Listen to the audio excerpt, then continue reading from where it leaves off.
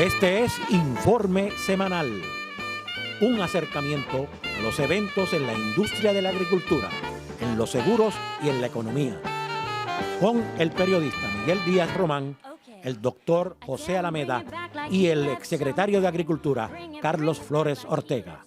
Informe Semanal. Buenos días a los seguidores de Informe Semanal. En la edición de hoy vamos a estar hablando sobre la seguridad alimentaria y el impacto que pueda tener en la seguridad alimentaria las leyes de cabotaje que aplican en Puerto Rico, que obligan al gobierno de Puerto Rico a utilizar embarcaciones norteamericanas exclusivamente. ¿Ves? Esa ley pues ha tenido unos beneficios, pero también tiene unos elementos que perjudican, y de eso vamos a estar hablando con el empresario José González Freire, que conoce esto muy bien, ¿verdad? Porque él es el dueño, un industrial dueño de la empresa Pan American Grain, ¿verdad? Que importa granos y produce una serie de alimentos en Puerto Rico. Bueno, también estaremos hablando sobre una serie de decisiones que emitió la Oficina para la Reglamentación de la Industria Lechera esta semana. Algunas de ellas perjudican a la empresa suiza Dairy. De eso vamos a estar hablando con el exdirector de la Oficina para la Reglamentación de la Industria Lechera, el licenciado Edmundo Rosalí. Y conmigo estará en esta conversación también el exsecretario de Agricultura, Carlos Flores. Y además estaremos hablando con el economista José Alameda sobre la reducción en los recaudos que ha anunciado esta semana el Departamento de Hacienda. Vamos a estar hablando con Alameda qué factores pudieron provocar esa reducción en recaudos, aun cuando el gobernador, ¿verdad?, ha dicho que la economía está flotante, que hay cientos de miles de millones de dólares en fondos federales inyectados en la economía, y en ese contexto, ¿verdad?, los recaudos del gobierno bajan.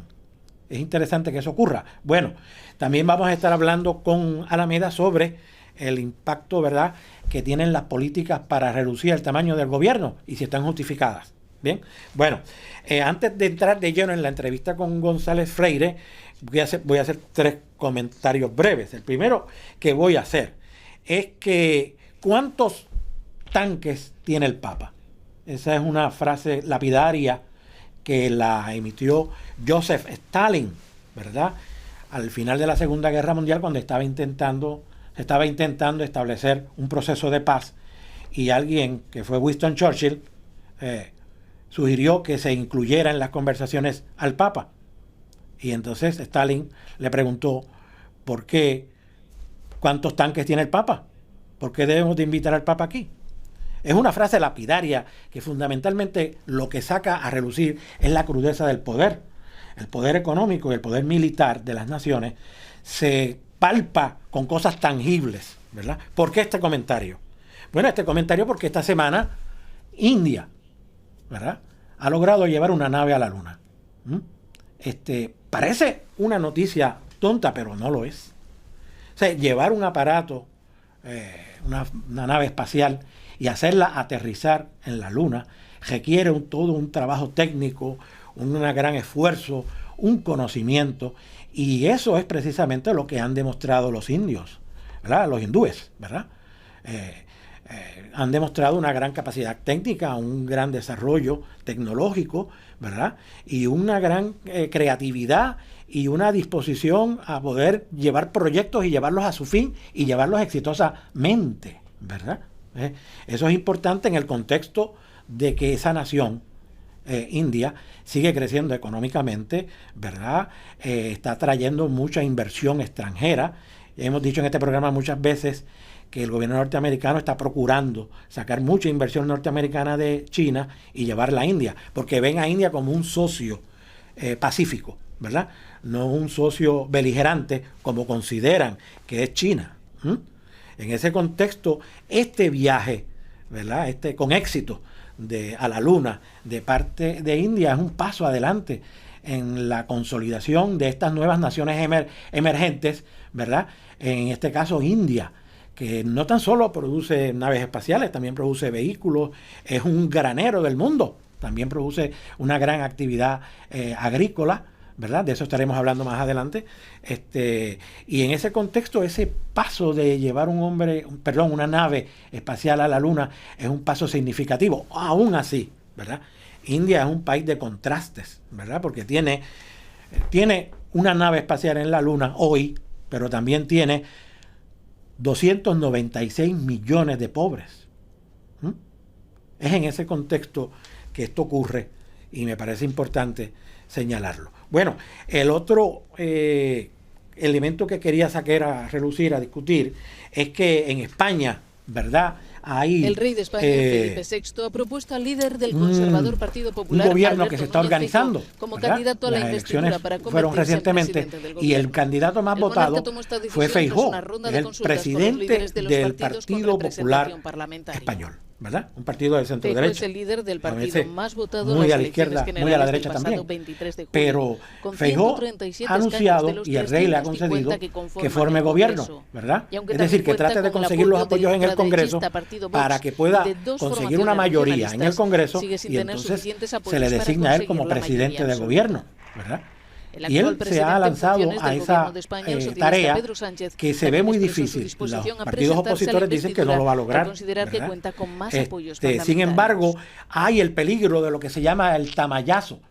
El tamallazo es una expresión en Francia, en España, que básicamente hace alusión a un representante del gobierno de la Comunidad de Madrid, Eduardo Tamayo, que hace 20 años atrás, con otra legisladora del Partido Socialista, votaron en contra de su propio candidato para ser el presidente de la Comunidad de Madrid. Y entonces, cuando ocurrió eso, hubo que celebrar nuevas elecciones y entonces salió elegida una candidata del Partido Popular que se llama Esperanza Aguirre. De manera que en España, en este momento, ¿verdad?, la preocupación de parte del presidente del Partido Socialista Obrero Español, que es el presidente de España en este momento, que es Pedro Sánchez, es que ocurra un tamallazo, que miembros de su partido o de otros partidos que son aliados del Partido Socialista Obrero Español hagan un acuerdo con Feijóo y le den a él los votos que necesita para llegar a ser presidente de gobierno. En nombre del Grupo Parlamentario Socialista, le he trasladado al jefe del Estado mi disposición a asumir tal responsabilidad y a lograr la investidura. Y tal como deja claro la Constitución, el proceso de investidura no es un trámite de exhibición, sino que tiene como única finalidad reunir el respaldo parlamentario necesario para la formación de un nuevo gobierno con un proyecto político definido. Eso puede ocurrir, ¿verdad? De manera que la política española sigue generando controversias y, como siempre he dicho aquí, siempre es bueno porque trae muchas sorpresas la política española. Bueno, el otro elemento que quería comentar y que no se puede evitar hablar de Yevgeny Prigozhin, ¿verdad? Lo habíamos dicho aquí, que era un hombre muerto después que intentó dar un golpe de Estado en Rusia. Pues entonces hace 2 días el avión en el que iba con toda la camarilla de la compañía Wagner, ¿verdad?, ha caído, se estrelló el avión. En Rusia se ha comentado de que pudo haber sido un proyectil lanzado desde la tierra para derribar el avión. Los americanos dicen que es una bomba que tenía ese avión en su interior y que mató a toda la camarilla de la empresa Wagner, ¿verdad? La empresa Wagner, que son contratistas privados, ¿verdad?, que son gente de guerra. Y los rusos los utilizaban para llevar ese ejército privado a Ucrania, a otras partes del mundo. Pero los analistas están planteando que la muerte de Prigozhin después de este atentado, que por cierto hay que comentar que Putin dijo que no tenía nada que ver con el atentado, aunque comentó que Prigozhin era un hombre problemático, que se había metido en muchos problemas. Bueno, después de ese intento de golpe de Estado, que Putin entendió que era un acto de traición, ¿verdad?, esta muerte constituye, de acuerdo a unos cuantos analistas, como el principio de un gran problema, no tan solo para Rusia, sino para otros países, porque entienden que esos 50.000 soldados que tiene Wagner se pueden convertir en bandas criminales. Están armados, están adiestrados, ¿verdad? Además, el grupo Wagner tiene sobre 400 empresas que estaban tratando de ser dominadas por el Kremlin, de acuerdo con una información que publica hoy el Washington Post, ¿verdad? Dice que en los pasados días, antes de la muerte, Prigozhin lo que hizo fue dando viajes en distintas partes de ese entorno de la Unión Soviética, tratando de asegurar sus negocios, ¿verdad? Son múltiples los negocios que tiene esa empresa. Tiene intereses en oro, intereses en madera en África, tiene el ejército privado, también tiene compañías de internet que hacen hackeos. Eso también es un negocio y se paga muy bien allá.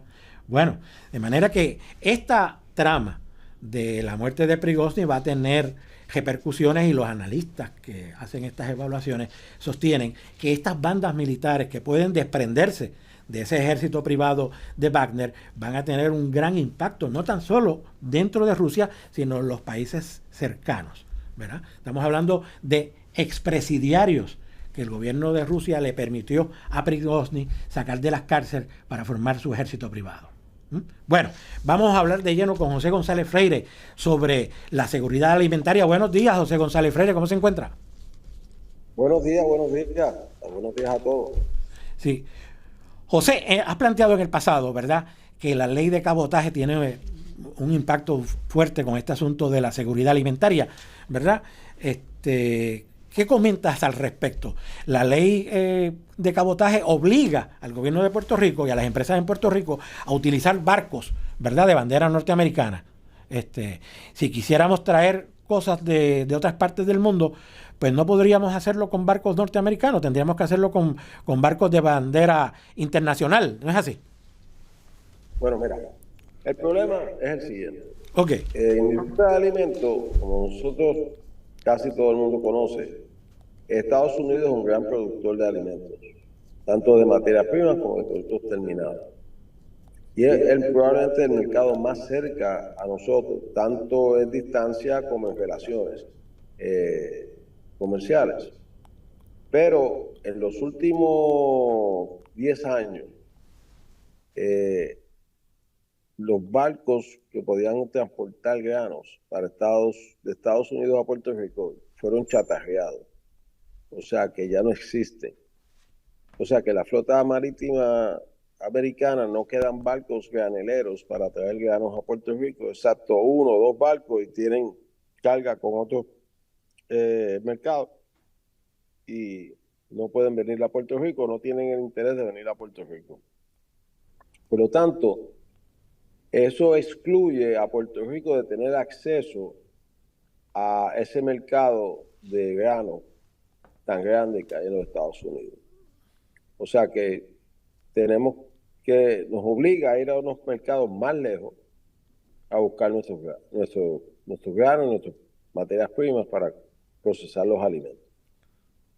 El Jones Act es una ley vieja, no es nada nuevo, pero anteriormente habían barcos disponibles para traer esos granos. Ahora mismo no existe, o sea que realmente esa ley Jones se ha convertido en un impedimento para el desarrollo de Puerto Rico. En este periodo en que vivimos, pues el otro granero del mundo es Ucrania, y Ucrania estaba en guerra. O sea que eso también limita el acceso nuestro a ese mercado internacional. La ley no impacta al gobierno, impacta a todos los ciudadanos americanos, y todos los estados y todos los territorios. El gobierno puertorriqueño casi no hace ninguna transportación, todo lo hacen los comerciantes. O sea que el gobierno de Puerto Rico realmente no tiene ningún poder absoluto sobre esta ley federal. Esta es una ley federal que tenemos que aplicar todos los estados y todos los territorios. El problema, como estaba diciendo, la ley es una ley vieja. En aquella época habían barcos graneleros que podían transportar los granos a Puerto Rico. Ya esos barcos no existen. Por lo tanto, Puerto Rico ya no tiene acceso a los granos de Estados Unidos. Entonces, el otro granero grande en el mundo es Ucrania, y Ucrania, como hemos hablado, está en guerra, lo que ha limitado ese mercado también. En fin, nosotros estamos entrando en un mercado que por décadas había excedentes y Puerto Rico se nutría o se beneficiaba de esos excedentes en alimentos. Pero ahora estamos viviendo una época de escasez de alimentos y Puerto Rico va a seguir sufriendo los altos costos de estos alimentos, ya que no tenemos habilidad de llegar al 100% de todos los mercados. Y con todo eso, los mercados mundiales están subiendo como quiera. Hay menos producción porque hay menos gente trabajando, también hay menos gente cultivando. Buen ejemplo, lo que pasa en Puerto Rico es que aquí las cosechas se producen, pero después no hay gente para recogerlas. Ajá. Y eso está pasando en otros mercados también. También están los tiempos climáticos, que hay más calentamiento que antes, pero al final eso no está afectando tanto las cosechas como la falta de mano de obra y la falta de área para producción y los problemas de las guerras que tenemos en el mundo. José, una pregunta, José. ¿Me escuchas? Sí. Sí, en ese contexto histórico que tú estás elaborando, Puerto Rico siempre ha tenido ley de cabotaje desde que Puerto Rico fue colonia española, ¿correcto? Siempre hemos tenido una forma en que España, o en esta ocasión Estados Unidos, pues tiene unos controles para montar mercancía exclusiva. En aquella época eran los barcos españoles y ahora de Estados Unidos. O sea, siempre hemos tenido ese problema. Bueno, sí y no. Sí y no, porque hubo un periodo ahí que entre España y Estados Unidos, desde el 1898 al 1917, pues no había ese tipo de control. Y una pregunta, yo recuerdo, en Puerto Rico el gobierno llegó a tener, ¿te acuerdas que el gobernador Hernández Colón pues lo vendió, las navieras? Las navieras. Eso Sí. un efecto que Puerto Rico tuviera una flota marina mercante bajo bandera americana, pero que tuviera esos barcos, eso hoy día hubiese sido beneficioso, o como quiera la inversión que había que hacer para sacar esos navíos de circulación e invertir no lo íbamos a poder hacer. ¿Cómo tú mirarías este escenario hoy día, de esas decisiones que se tomaron hace muchos años? Bueno, primero, esos barcos no están preparados para transportar granos materia prima. Son barcos para transportar productos terminados. Son ya productos que no son materias primas. Vienen en contenedores cerrados, individuales, no son espacios de almacenamiento en bulk, en grano. No son eficientes. No están diseñados para eso. Para eso hay unos barcos específicos, igual que transportar diésel. El petróleo. El petróleo, pues los barcos de contenedores no son eficientes. Los barcos que transportan vehículos son distintos también, así que... Sí. O sea que, pero básicamente los productos a granel, tanto como el petróleo y los granos, pues tienen unos barcos bien específicos y no hay sustituto para ellos. Sobre las navieras, pues mira, fue un experimento que yo creo que ya Puerto Rico lo pasó, de que no funciona. El gobierno no sabe operar nada. El mejor ejemplo es que el Congreso de los Estados Unidos es el dueño de Puerto Rico y no sabe manejar para Puerto Rico. Mira que Puerto Rico está en quiebra. La gente tiene que ir porque no se puede vivir aquí. Eso está jugado. El gobierno no puede hacer negocio. Eso está jugado. Esa no es su función. Eso sí. Eso es verdad. Y no es solamente el gobierno de Puerto Rico, son todos los gobiernos. Todos los gobiernos. No están diseñados para eso. ¿Pero era una buena idea o era una mala idea? Aun cuando el gobierno sea mal administrador. Bueno, yo creo que en aquel momento quizás fue una buena intención que logró una mala ejecución. Ok. Pero acuérdate que nosotros tuvimos aquí un gobernador que se llama Red Togwell, el último gobernador de Puerto Rico, que era Red porque era medio comunista, ¿ves? Y se quedaron aquí varias ideas de él, y él siguió siendo consejero de los gobiernos por muchos años desde la universidad, y esas son ideas que tuvo él, que no funcionaron, y nada, eso es lo que le costó a Puerto Rico tener un mal consejero. Sí, oye José, que hay un planteamiento, ¿verdad?, que se ha hecho, en este caso lo ha hecho el secretario de Agricultura, sobre que los productos llegan caros a Puerto Rico, y dice también el secretario que cuando bajan los precios en el mercado internacional, pues aquí no bajan. Mi pregunta va dirigida, ¿por qué cuesta tan, o sea, por qué es caro el producto que se importa desde esos destinos de producción de grano en el mercado internacional? Tú has planteado el hecho de la distancia. Yo te pregunto si la distancia es el factor que lo hace caro, porque tengo entendido que los mismos marinas mercantes cobran tasas muy bajas, ¿verdad? ¿Cuál es el elemento que los haga caro? Es la pregunta.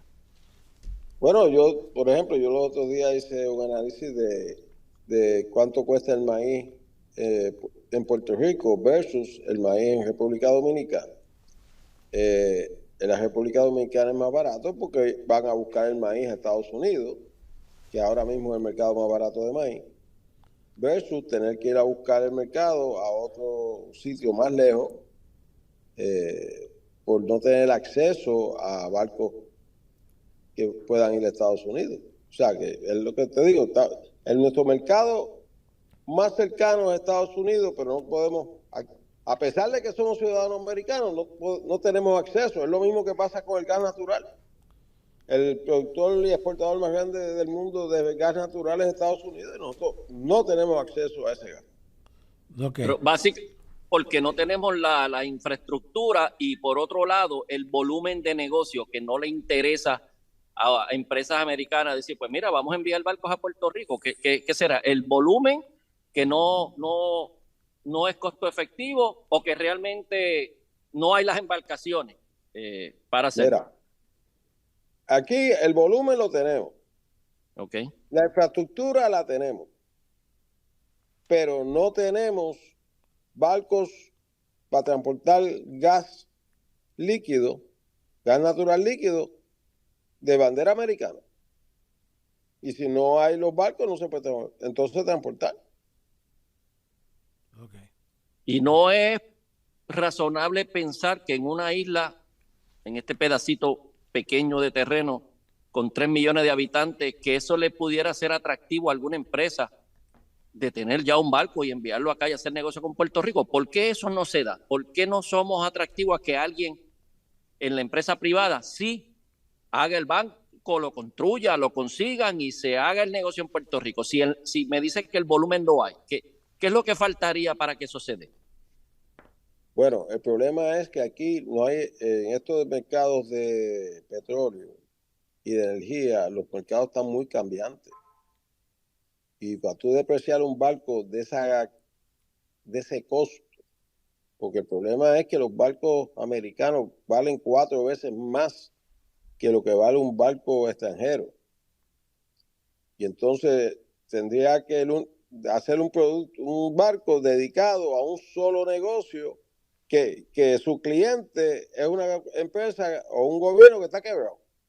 Okay. ¿Quién te va a aprobar? ¿Qué banquero te va a aprobar un préstamo? Entonces tú le dices, mira, yo quiero servir a Puerto Rico, tengo que construir este barco que me vale 4 veces más caro que cualquier otro barco. El mismo barco que lo construyera en otro lado, pero por la ley tengo que hacerlo allí. Lo primero que te va a decir el banquero, ¿qué garantía hay que no quiten la ley? Si quitan la ley, ¿qué tú vas a hacer? Lo voy a quebrar, porque yo tengo un costo tan alto en el barco que no puedo ser competitivo en otro mercado. Okay. Pero vamos a decir que el tipo entienda que la ley es permanente. ¿Qué garantía tienes que tu cliente, que es un quebrado, te pueda pagar? Bueno, el argumento sería, bueno, es producto de primera necesidad, chijá, pues tú sabes. Pero si alguien se inventa un truco como en los paneles solares, y baja la demanda del gas. Pues, ¿cómo? O sea, es muy riesgoso lo que tú propones. ¿Aplicaría a los granos también? Sí. Oye, José, en términos de la seguridad alimentaria, ¿verdad? El país está destinado a la seguridad alimentaria, es una combinación de lo que llega de afuera y lo que se produce adentro. Pero en términos de lo que se plantea con respecto a la ley de cabotaje, pues la ley de cabotaje es un obstáculo, ¿verdad? Para nosotros garantizar esa seguridad alimentaria. ¿Cómo tú lo ves?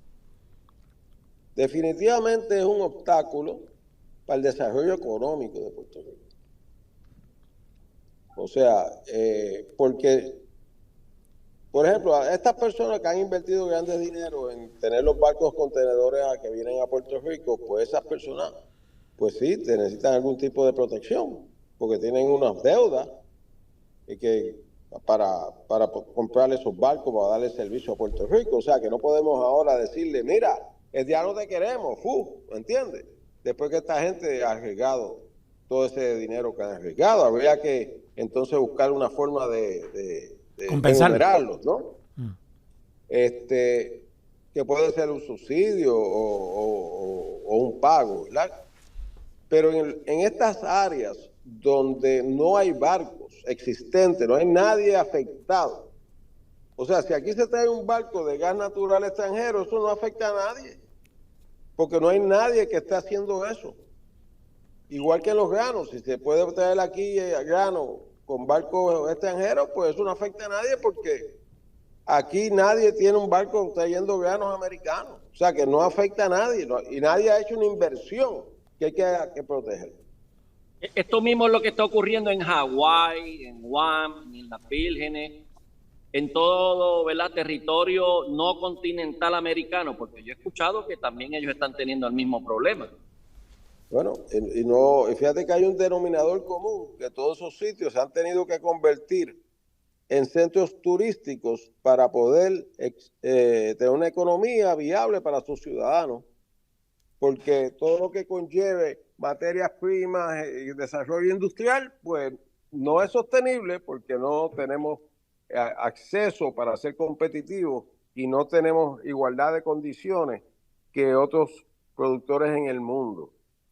Y como ya sabemos, hay muchos tratados de libre comercio, que ya tampoco hay barreras protectoras para el productor americano dentro de su propio territorio. O sea, las propuestas a veces de decir, pues vamos a producirlo en Puerto Rico, que es lo que a veces a mí me preocupa, que suena como atractivo, vamos a producirlo aquí y nos olvidamos de traerlo de afuera.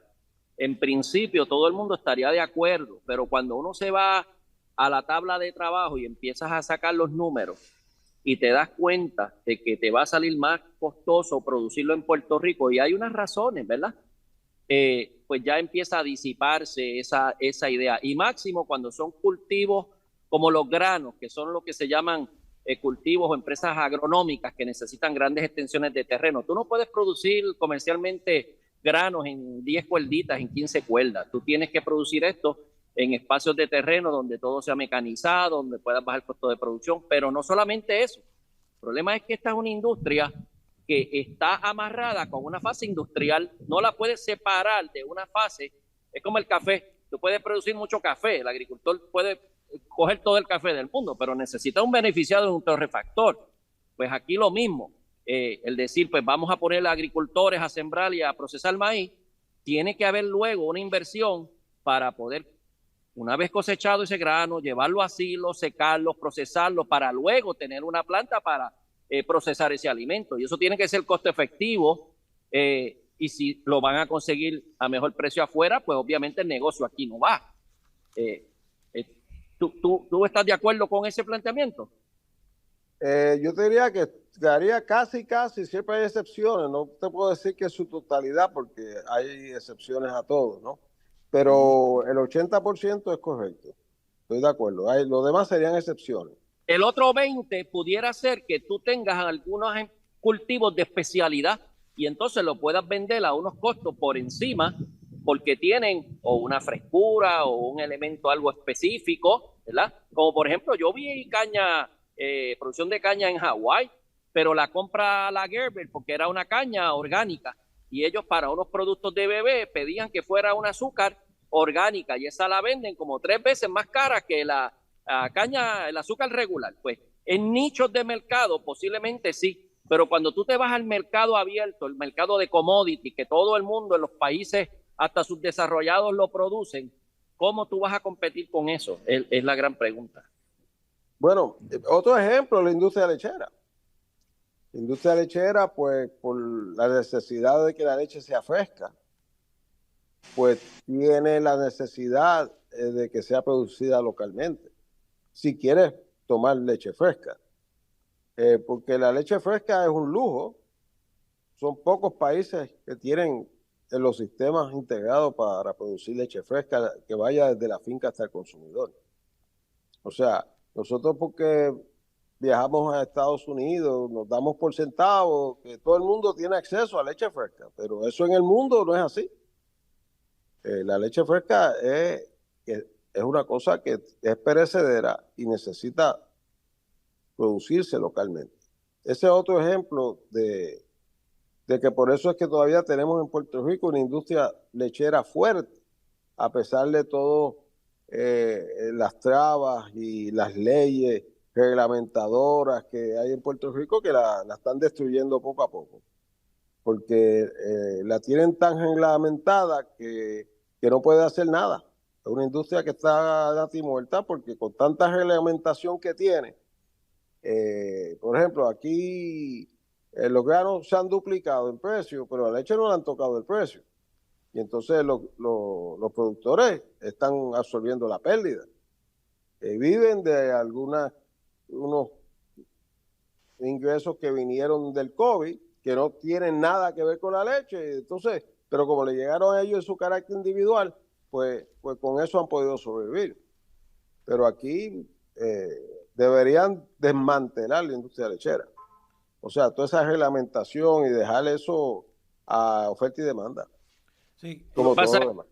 Lo que en un principio, y yo lo voy a elaborar ahorita cuando estemos hablando con el próximo invitado, ¿verdad? Rosalí, que fue director de Oril, de nuestra lechera, es que lo que en principio se hicieron los grandes pensadores de aquella época en crear la ley 34 para evitar los problemas que tenían con muchas plantas y las guerras con los ganaderos, lo que en principio se trató de arreglar, que funcionó al principio, hoy día se ha desarticulado y se ha convertido en otra cosa. Porque cuando esa ley se hace para evitar que haya ventajas de unos sobre otros, pero pensando que el ente regulador va a ser quien mantiene el balance. Pero nosotros sabemos que en los últimos años esa oficina perdió el norte, no es una oficina balanceada y se ha creado una oficina de superpoderes que se está utilizando incorrectamente. Por lo tanto, la ley 34 es lo más que está perjudicando ahora mismo la industria lechera. Sí, vamos a ver. Bueno, mira, al final de esto fue cuando el gobierno utilizó la industria lechera para resolver un problema económico y social de la desmantelación, cuando se desmanteló la industria azucarera.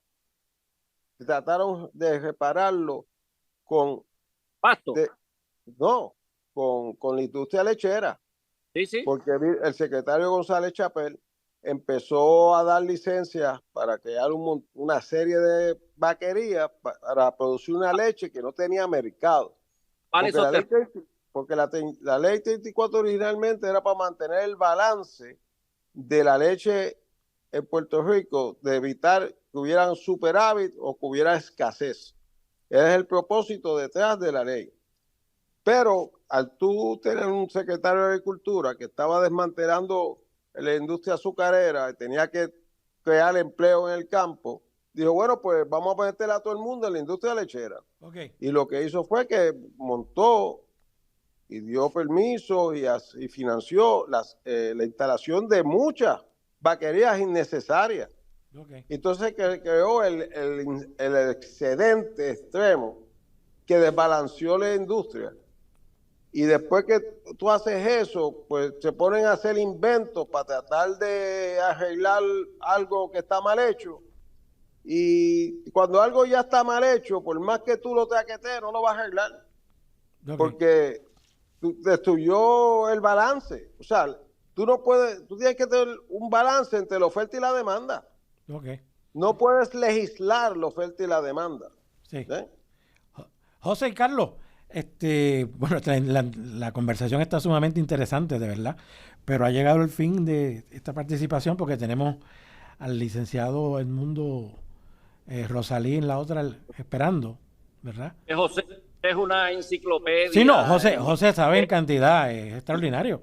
Podemos sentarnos en muchos programas a hablar de todas estas cosas que han ocurrido, eso es cierto. Sí. Bueno, lo que pasa es que hay mucha gente que tienen poder, pero nunca le han tocado la teta a una vaca, nunca han inseminado una vaca, nunca le han sacado un becerro a una vaca y nunca trabajado el campo, haciendo opiniones sobre una industria que totalmente desconocen. Sí.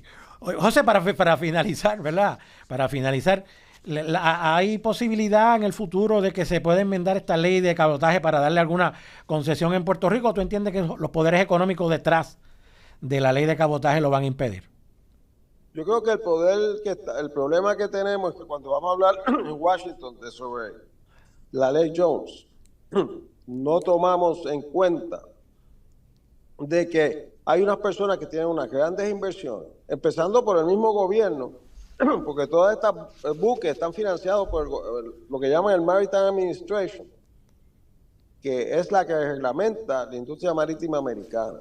Y hay billones de dólares que están invertidos en esto. Y no van a quitar la ley por el impacto económico y los compromisos que hay económicos y los contratos que hay firmados para construir toda esta serie de barcos. Okay. Ahora, si uno va a puntualmente decirle, mira, para esta ruta, si no hay un dueño que tenga un barco que pueda dar servicio y no hay un interés de nadie de hacerlo, pues denos un waiver para traer el gas natural, denos un waiver para traer los granos, ¿verdad? Porque no afecta a nadie. Afecta a nadie. Sí. Pero cada vez que se va allí a hablar del Jones Act, se va a eliminar el Jones Act. Eso no va a pasar. No el Jones Act, así, eliminarlo de un plumazo, no va a pasar. Pues gracias, José, por tu participación hoy. Ha sido iluminadora, como siempre, ¿verdad? Porque tú dominas muy bien el tema. Te vamos a invitar para una próxima ocasión para continuar esta conversación, ¿ok? Sí, especialmente sobre cómo resolver los problemas internos nuestros de la agricultura. Sí, claro. Pues muy bien. José, muchas gracias, de verdad. A tu orden. Gracias, Carlos, me alegro verte. Igual, muchas gracias, José, por tu conocimiento. Gracias. Bueno, informe semanal llega a ustedes por el apoyo del Café Don Pello, el Museo del Café, la procesadora de leche Suiza Dairy, que esta semana anunció un acuerdo, ¿verdad?, con el Coliseo de Puerto Rico, a fin de que productos de Suiza Dairy se vendan en el Coliseo de manera exclusiva y se utilicen también como parte de los productos que se venden allí dentro, como tragos y productos para la alimentación, acompañar comidas, en fin. Es un paso adelante este acuerdo entre Suiza Dairy y el Coliseo de Puerto Rico. Bueno, también, pues como dice, llega a ustedes también este programa por la procesadora de leche Suiza Dairy y por el Hospital Veterinario San Francisco de Asís en Atillo. Vamos a un mensaje y regresamos con el licenciado Edmundo Rosalí. Se cumplen 80 años de sabor y nutrición, alimentando familias en cada generación. Son 80 el son de Suiza y así lo vamos a celebrar. Son 80 el 8 son décadas de Suiza, llevando nutrición y calidad. son 80 el son de Suiza, Desde el abuelo hasta el jovencito, Suiza sigue alimentando el corazón de Puerto Rico. Bueno, continuamos con Informe Semanal. Vamos ahora a hablar con Carlos Flores Ortega. Carlos, ¿cómo está? Bueno, hasta hoy estuvimos hablando ahí con José, ¿verdad? González Freire, muy interesante lo que estuvo planteando José, ¿verdad, Carlos? Sí, es muy interesante y hay que ir a la raíz, a la base, a la historia de los problemas, ¿verdad? Para nosotros poder planificar posibles soluciones. Por eso es que es importante siempre tener ese acervo de historia, no estar tratando de resolver las cosas con lo que primero se le ocurra a uno en la mente. Porque en Puerto Rico nosotros llevamos demasiados, ¿verdad? Muchos años en la agricultura y se han intentado muchas cosas. Cuando hablamos de leyes de cabotaje, yo le digo a la gente, mira, sí que Puerto Rico ha tenido leyes de cabotaje toda la vida. Primero con la colonia española y ahora con la colonia estadounidense. Siempre aquí ha habido quien diga en dónde y en qué barco se monta o se saca carga. Sí. Si lo quieres hacer de otra manera, pues te vale más caro o no te lo dejan entrar. O sea, esa es la realidad. Siempre hemos tenido eso. Puerto Rico como una isla, igual que Hawái, que es un estado, estamos juntos peleando esto porque es a quienes más nos afectan. Porque aquí no puede venir mercancía de un trailer, aquí no hay fronteras con nadie, aquí es agua, todo tiene que venir en barco. Por lo tanto, es una situación específica de lo que es territorio americano, no continental. Y eso pues tenemos que resolverlo. Bueno, y que Puerto Rico está atrapado, ¿verdad?, en esa ley, porque esa ley, detrás de ella, hay un montón de intereses económicos y patronales también, o sea, obrero-patronales, un montón de uniones, ¿verdad?, que están de empleados de las empresas marítimas, que están unionados y que tienen una gran influencia en el Congreso, especialmente en el Partido Demócrata. ¿Eso es así? Hay que recordar algo, Miguel. La base de esa ley no es el comercio, es la defensa de la nación norteamericana.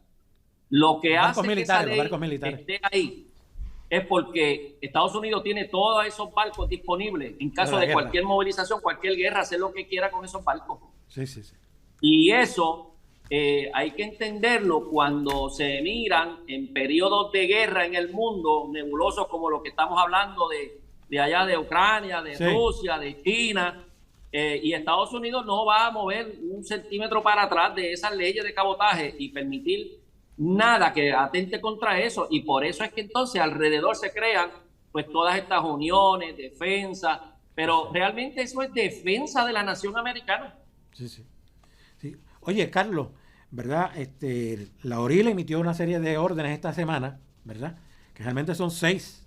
Una la emitió ayer, que yo no he escrito de ella todavía, pero ya escribí una historia de las 5 que emitió recientemente y que fuentes mías, de verdad, dentro de la empresa suiza Dairy consideran que son discriminatorias, ¿verdad? Una de ellas específicamente le concede a 3 monjitas que pueda promover su producto, que tiene hasta 16 días de durabilidad, ¿verdad?, en las neveras, mientras que la de Suiza pues se mantiene en 12 días.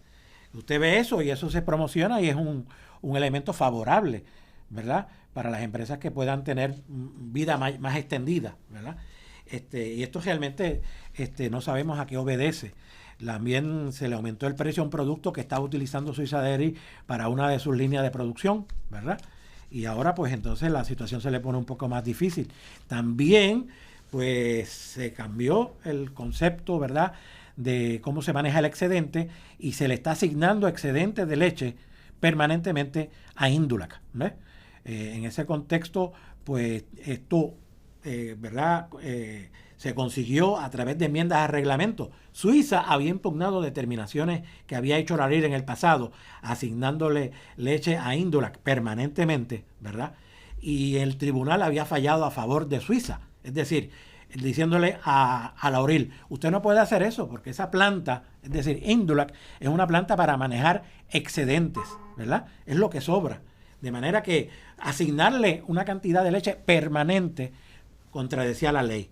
Pero entonces ellos han hecho modificaciones al reglamento y ahora han emitido determinaciones, luego de esas determinaciones, de esos cambios al reglamento, para conseguir lo que el tribunal le había dicho que no podía hacer. ¿Qué te parece, Carlos? Bueno, pues respetuosamente déjame corregir algo. Ajá. No es ORIL quien está emitiendo estas órdenes, es el secretario de Agricultura quien está emitiendo estas órdenes, porque da la casualidad que ORIL no tiene ningún director. Así que quien pero está... el secretario figura como director interino. Pues quien está ejecutando y quien está firmando estas órdenes precisamente es el secretario de Agricultura. Ahí tenemos el primer problema, que es el secretario que se está abrogando entonces la autoridad para, y a través de su discreción, que debería reservarla como la persona que va a evaluar cualquier controversia al final del camino.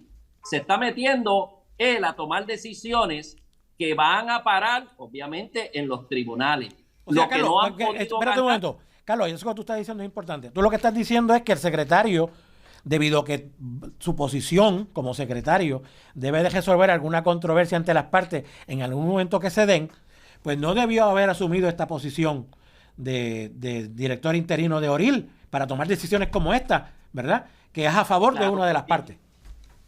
O sea, aquí tenemos el secretario de Agricultura que está bajando a nivel de policía a dar los tickets en la carretera.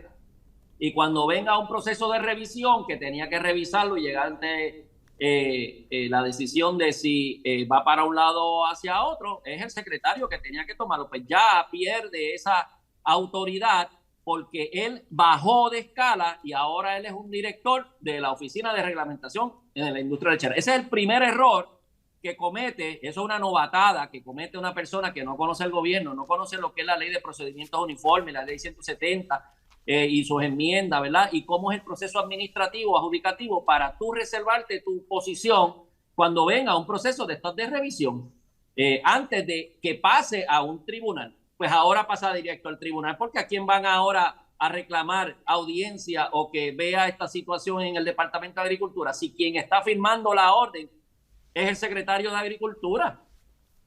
Ese es el primer error que yo veo en esto. El segundo error que yo veo en esto es que estamos violando los principios que crearon aquellos grandes pensadores, ¿verdad? Y aquellos grandes planificadores para los 50 que crearon la Ley 34, cuando en aquella época había mucha guerra entre las plantas procesadoras y los productores, porque no había un balance, no había justicia, y unos a otros pues tenían formas, ¿verdad?, de dañar sus negocios. Cuando se hace la Ley 34, se descansa en un orden, en una oficina que debe trabajar esto como un juez, con justicia. Y para que ese juez trabaje esto con justicia, no puede tener sesgo, no puede estar amarrado con ninguna de las partes, no puede estar ni a favor de las plantas ni a favor de los productores. Si hay algún tipo de sesgo, entonces la ley le dio autoridad a un poder que va a siempre favorecer a un lado. Y cuando ese lado que se ve perjudicado entiende que no lo están haciendo con justicia, va a reclamar sus derechos, y si no lo hace a través del procedimiento administrativo, no está conforme, se tiene que ir a los tribunales. Y en todas las ocasiones en los tribunales, estos casos han ido en contra de las decisiones de Oril, no han ganado uno solo. El último grande que fue bien famoso, que fue el Tribunal Federal, que llegaron hasta amenazar secretarios de Agricultura con meterlos presos. Yo recuerdo un secretario que el juez le dijo: si esta tarde usted no me presenta este informe, hoy, fiscal, me lo arresta. A ese nivel han tenido que llegar a veces secretarios aquí por no estar haciéndole caso a los tribunales. Pues se hacen unas decisiones y estas personas pues se quedan como dolidos, como hinchados, como que tengo que buscar la manera de desquitármela. Y ahora eso es lo que está ocurriendo. Vuelven otra vez a un intento de irse por encima de las decisiones que ya se han visto en los tribunales, afectando de una forma injustificada, de una forma, vamos a decirlo así, parcializada, a unas empresas, a la empresa privada, quien es la que está metiendo de su chavo, que no son chavos del gobierno, haciendo negocio, y se considera esto un taken. El último casito que transó el gobierno, en el gobierno de Alejandro García Padilla, la secretaria Mirna Coma, cuando se transó esto, nos costó $90 millones, que todavía lo vamos a estar pagando hasta el 2050, yo no sé hasta cuándo, que el pueblo de Puerto Rico está pagando esas demandas. ¿Ves?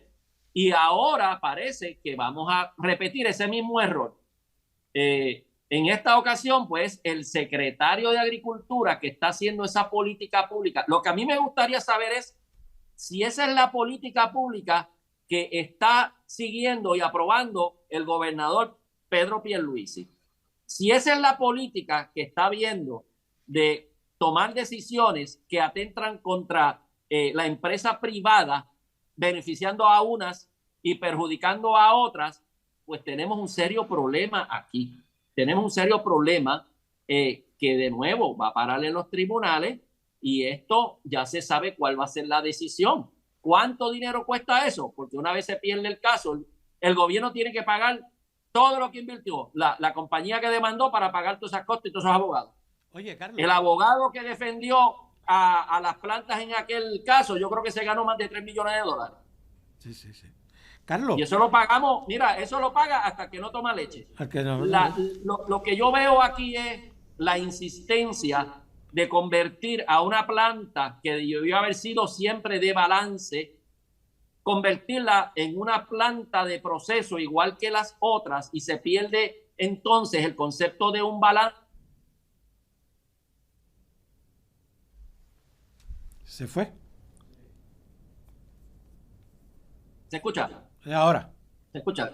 Ahora. Sí, es que se había interrumpido. Pues es una industria que ya por su naturaleza tiene unas épocas de abundancia, unas épocas de escasez, y necesita ese balance para cumplir con ese requisito de mantener siempre una buena producción con buenos ingresos, tanto a los productores como a las plantas todo el año. Y en los meses que haya que bajar esos ingresos porque hubo mucho excedente o por lo que sea, pues entonces que no se perjudiquen. Pero estamos rompiendo eso. Y por otro lado, Miguel, el Departamento de Agricultura y obviamente ORIL ha caído en manos de unas personas que primero no son servidores públicos, no tienen ese sentido de responsabilidad de lo que hace el gobierno por los ciudadanos.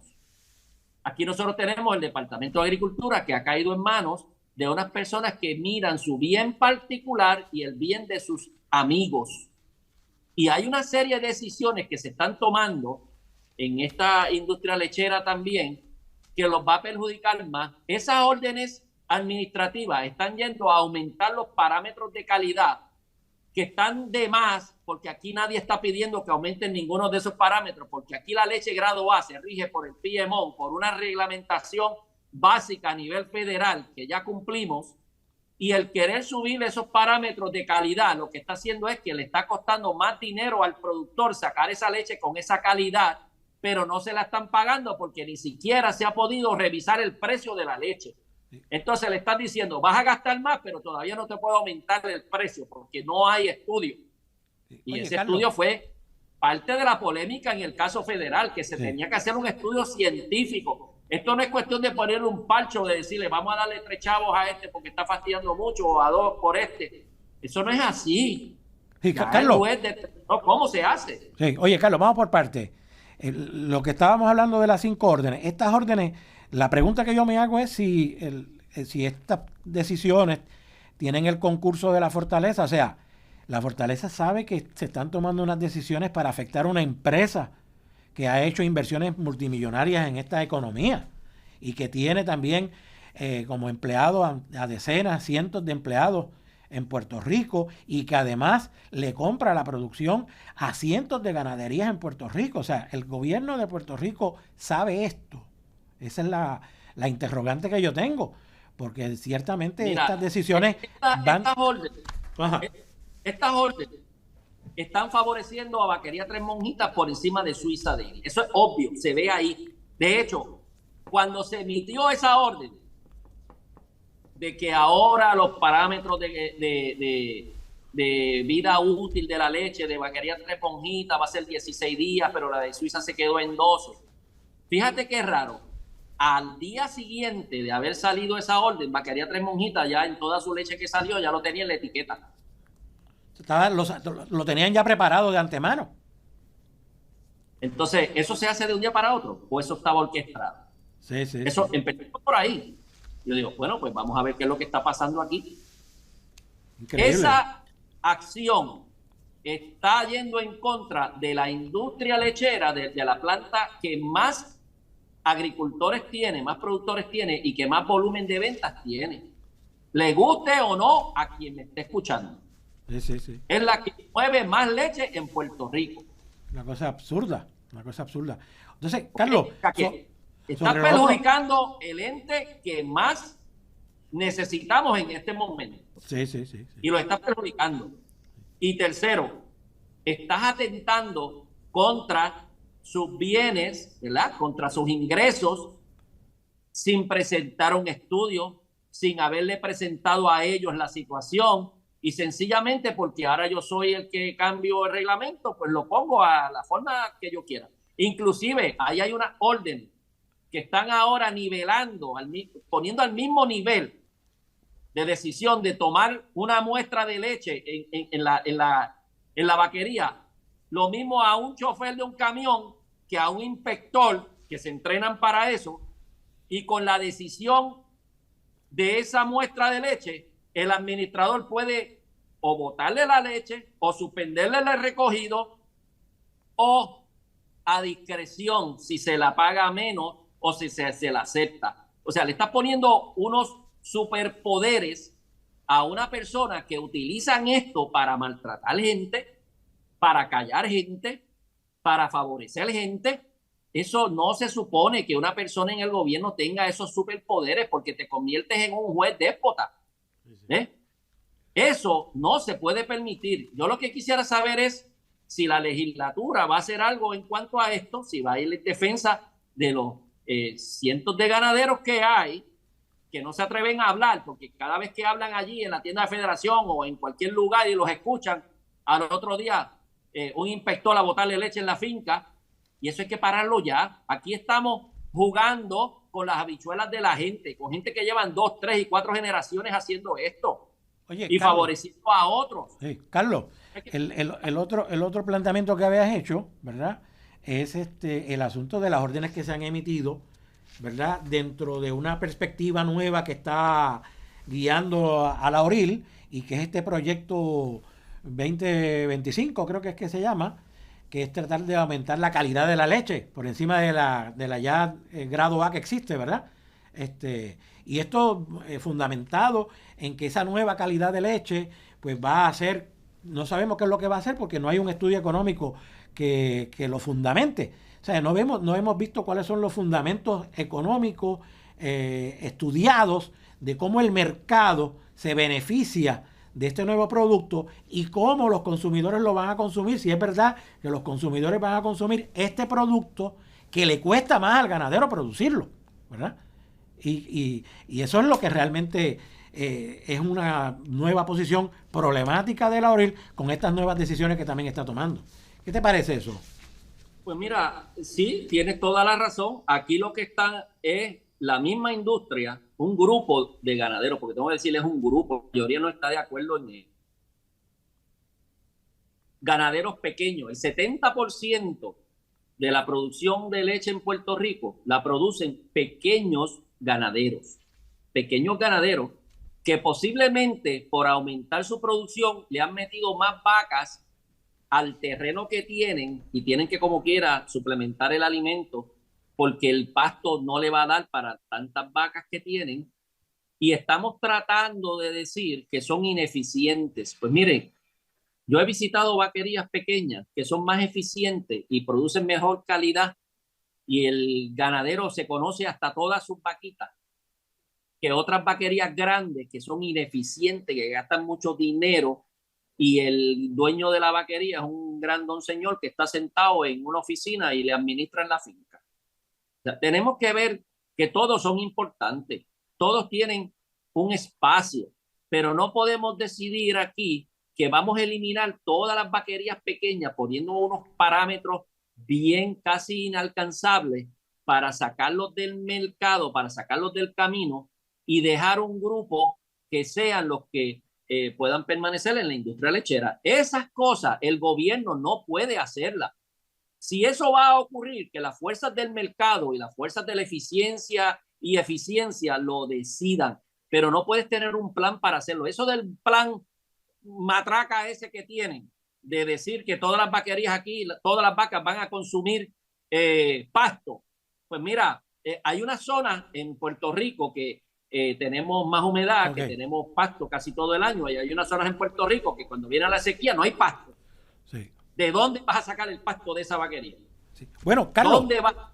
tienes que suplementar el alimento como quieras. Sí. Las vacas, la leche, la producción, la calidad de esa leche, por eso es que hay unos parámetros en Estados Unidos, ¿verdad? El PMO, el Pasteurized Ordinance, no sé qué, es quien dice cuáles son los rangos de la calidad de leche para grado A, porque se sabe que eso también se mueve hacia arriba y hacia abajo según las condiciones del tiempo. Una semana húmeda, una semana fría, una semana caliente, el tipo de pastoreo, todas esas cosas influyen en las enfermedades que le pueden dar al animal.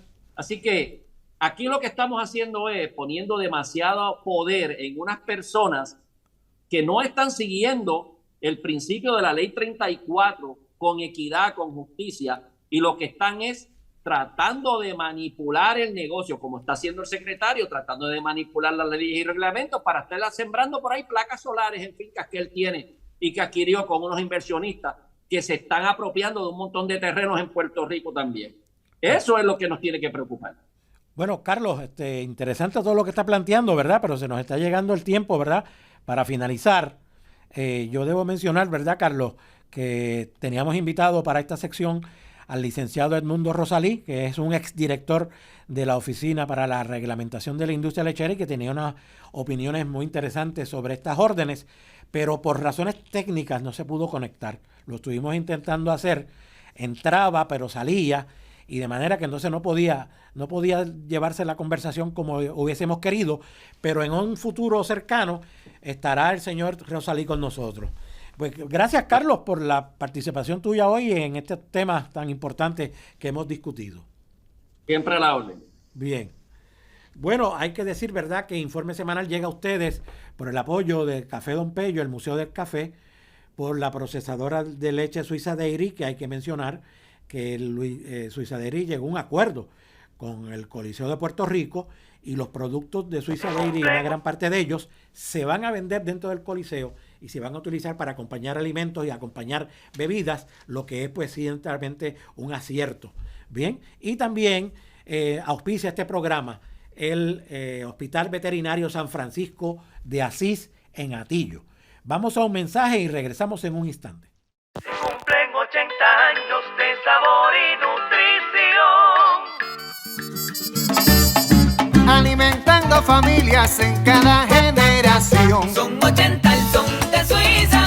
Y así lo vamos a celebrar. Son 80 el 8 son de décadas Suiza. llevando nutrición y calidad. Son 80 el son de Suiza.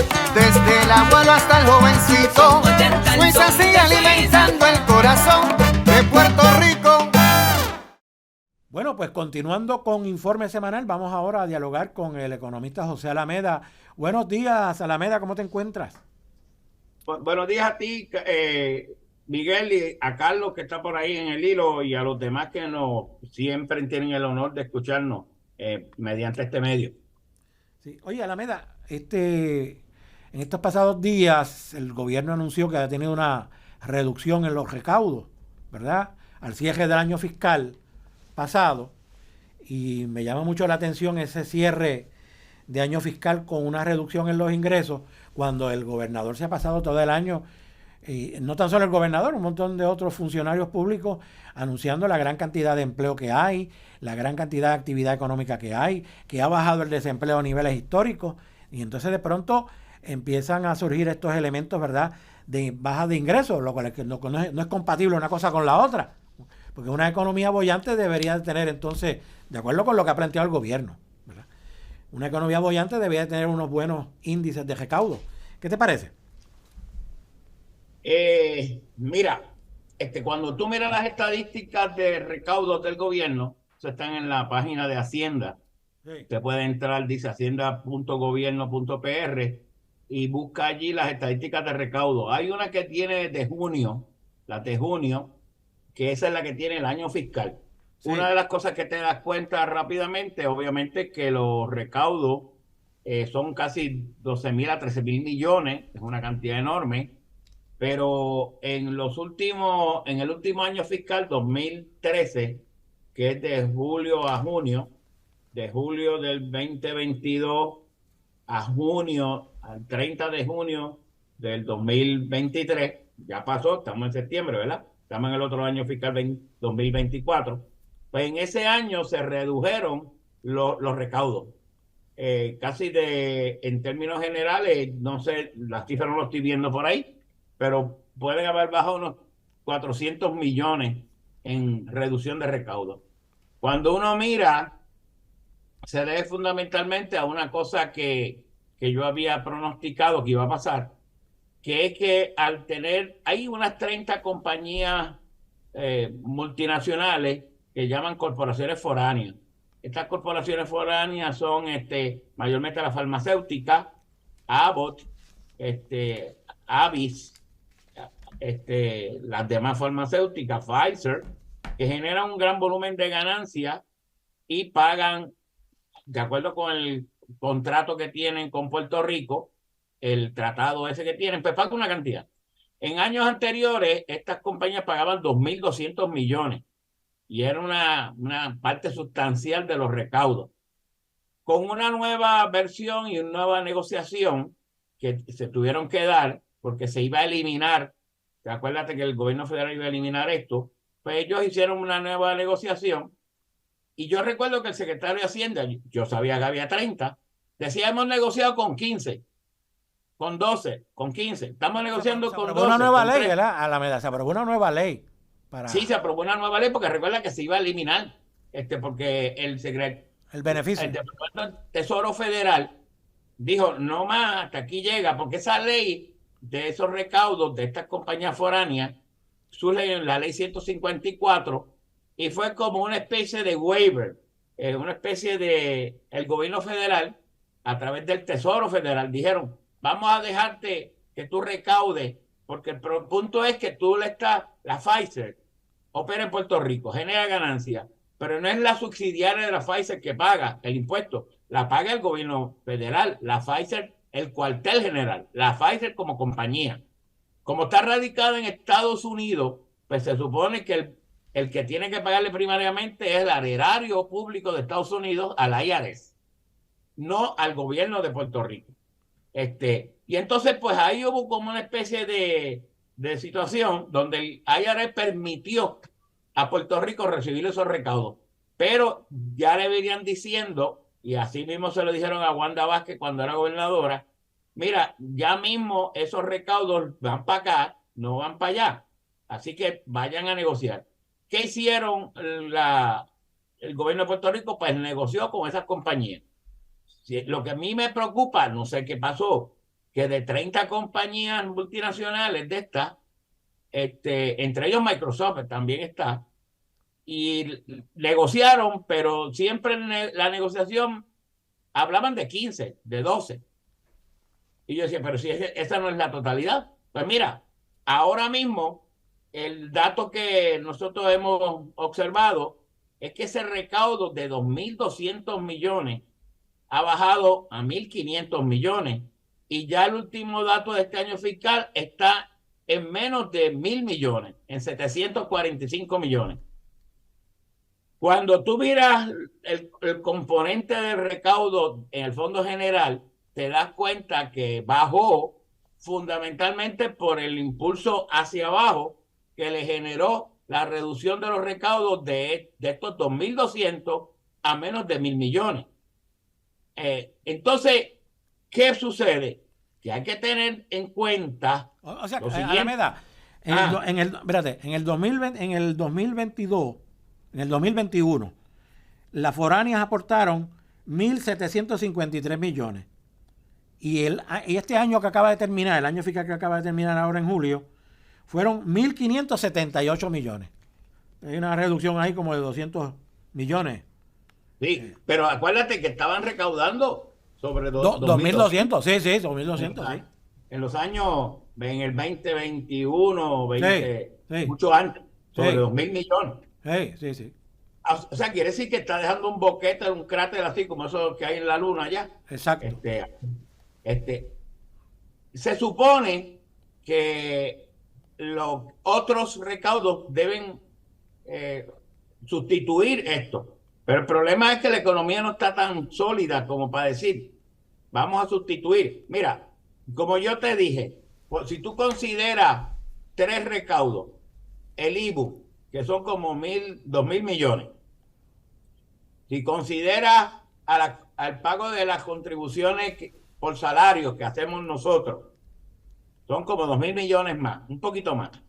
Y las foráneas eran 2.000 millones, ahí tenía casi 6.500, 6.600 millones. De un 9.000 a 10.000 millones, eso era el 60%. Quiere decir que el problema de nuestra estructura de recaudo del Fondo General es que el 60% de esos recaudos están concentrados en 3 fuentes.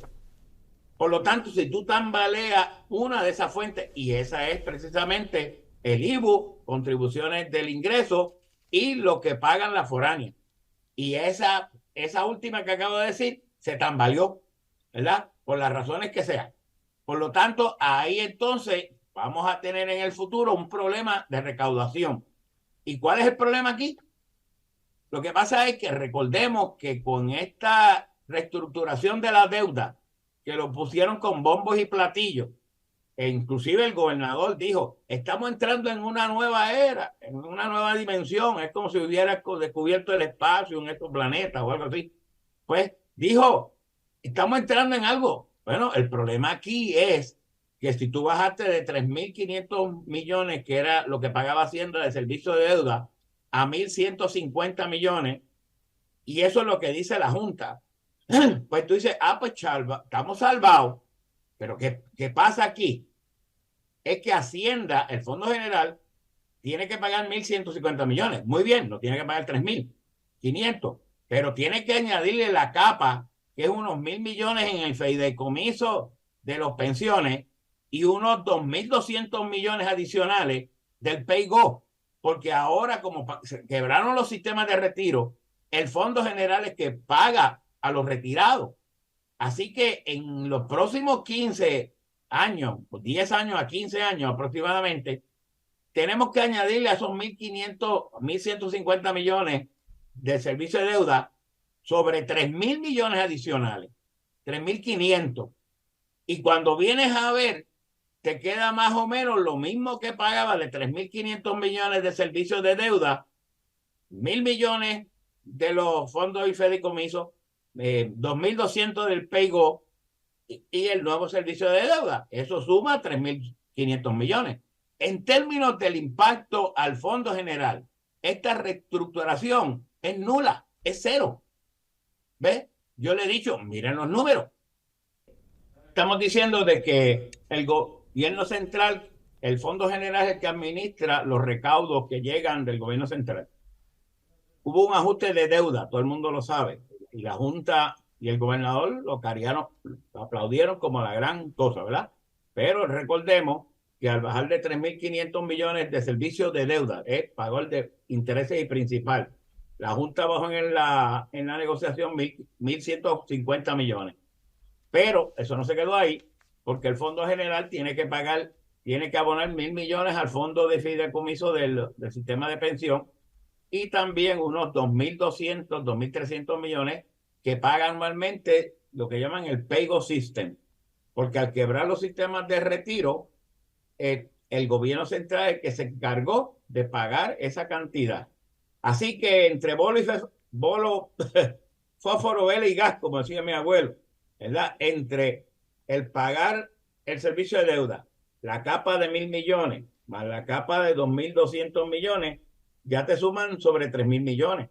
Lo mismo que teníamos que el Fondo General sacar para pagar el servicio de deuda antes. Alameda. Ajá. Tengo una pregunta. Ayer escuché al gobernador decir que va a enviar un proyecto a la legislatura donde se van a revisar las tasas contributivas por ingresos de individuos y van a cambiar esas escalas. Los que están pagando un 33% van a pagar un 20%, un 22% y una serie de reducciones. ¿Cómo eso se ajusta a esto que estamos hablando? Pues obviamente tendrías un grave problema de posiblemente menos recaudo. Porque acuérdate, lo que yo vi ahí, la cifra que presenta en 5 millas la periodista Luisa García Pelati, es que serían 472 millones menos de recaudo. 472. Eso aproximadamente, si hay 1 millón de planillas, pues uno divide entre las planillas, que es 1 millón más o menos, 472, pues le daría 472 millones, pues le daría 472 dólares por persona, o no, habría que hacer el cálculo. Pero 472 millones de 100.000 millones, que es la economía, el tamaño de la economía, eso es 0.4%. O sea, es un pellizco de ñoco. En términos del valor imputable del SAI, del tamaño de la economía, que son 100.000 millones por el Producto Interno Bruto. Así que uno implica menos recaudo y realmente no es una reforma contributiva, como están señalando. Es una enmienda a las escalas, que a lo mejor vas a pagar menos a aquellos que lleguen a esa escala de 33%. Pues posiblemente hay un alivio en ese sentido, pero entre alivio también va a tener menos de recaudación. Y ya vimos, y no es que lo estoy diciendo yo, tú lo viste ahí, la recaudación es menos. Podríamos buscar el dato para que vean la recaudación, pero Miguel lo dijo, ahora, lo acaba de decir ahora. Oye, esas son las cosas que la Junta de Supervisión Fiscal siempre ha dicho. Si va a hacer alguna reducción en un lado, tiene que buscar de dónde va a buscar la fuente de ingreso de otra. Entonces, ¿cómo ese balance se mantiene? O sea, entonces, quiere decir que eso no tiene mucho futuro, entonces. Sí, podríamos verlo de esa manera. Podríamos decir que la Junta tiene que evaluar eso. Y eso, como es recordemos que toda ley contributiva tendría que pasar por la Cámara primero. Y la Cámara de Representantes, ahí yo no sé qué va a pasar ahí. Recordemos que las escaramuzas que ha habido recientes entre el presidente de la Cámara y sus miembros, pues, podría generarse un problema aquí de marca mayor. Sea como sea, eso pues está presentado ahí. Es como a mí me gustaría, pero no está nada de... Alameda, a todos nos gustaría, ¿verdad? Nadie quiere oponerse a una reducción, eso por ahí empieza la cosa, más dinero para no gastar en otras cosas y mueve la economía indirectamente, sí. Pero hay que ver si eso se está haciendo acorde a lo que la Junta de Supervisión Fiscal ya como norma ha mantenido. Sí. Pues, Alameda. Que el gobierno ha dicho que los grandes proyectos de infraestructura empiezan a construirse este año que viene ahora, el 2024. Son las grandes inversiones, que por eso es que necesitan tanta mano de obra, ¿verdad? Yo entiendo que esa reducción que se está dando ahí de 400 y pico de millones no es una reducción dramática, pero siempre esas reducciones revierten al Estado a través de un aumento en el consumo y el Estado siempre captura una parte de... que yo creo que es una combinación entre lo que pueda recaudar el Estado a través del consumo y lo que vaya a generar toda esa otra parte que viene de la inversión de fondos federales en la economía, en los grandes proyectos. Digo yo, siendo aquí abogado a favor del gobierno, puede compensar esa merma, es lo que veo. Suena lógico, sí. Sí, aquí sería a través de las ganancias y del ingreso por salario, que hay una reducción. Y en ese sentido, al yo pagar menos contribuciones, acudo al mercado a comprar más, posiblemente, más muebles, compro jet ski, o lo que sea. Y ahí pago IVU.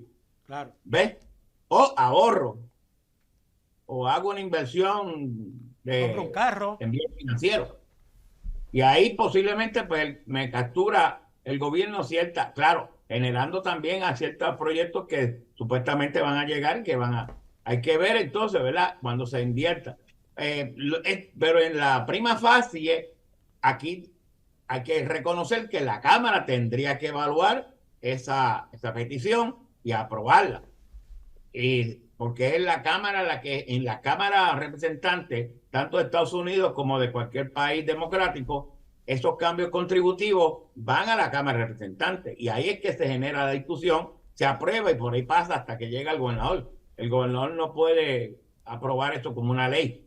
¿Ves? Y lo otro, la Junta de Supervisión Fiscal, que tendría que evaluar si es neutral ese efecto. Y pues ahí lo dejamos. El anuncio es bueno y se hace en términos muy cerca de ya tú sabes, las escaramuzas políticas que tenemos en Puerto Rico. Entonces, bueno, lo que tú planteas fundamentalmente es que la merma en los recaudos obedece a esos cambios en las leyes contributivas como resultado de la decisión del IRS en Estados Unidos, que le dijo al gobierno de Puerto Rico, mira, ese beneficio contributivo que tú le estás dando a las empresas foráneas no lo pueden reconocer ellos en su planilla allá, que ese era el beneficio. Exactamente, porque se le pagaba al gobierno de Puerto Rico. ¿Qué hacían las compañías multinacionales? En sus gastos y sus costos decía, salario, pagué aquello, pagué lo otro. Y le pagué a Puerto Rico también en advance unos pagos de impuestos y los reconocía en su estructura de costos o de gastos. Y eso pues hacía que las ganancias netas allá bajaran menos y la corporación como tal, la Global Corporation, Pfizer como tal, pagara menos allá del IRS. Por eso es que permitía ese tipo, pero eso no era permanente.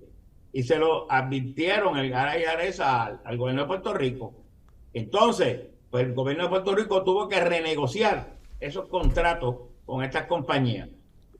Fue un secreto, nadie sabe cuánto están pagando, si un 2% de su ganancia, 2%, 3, 4, 10, 15.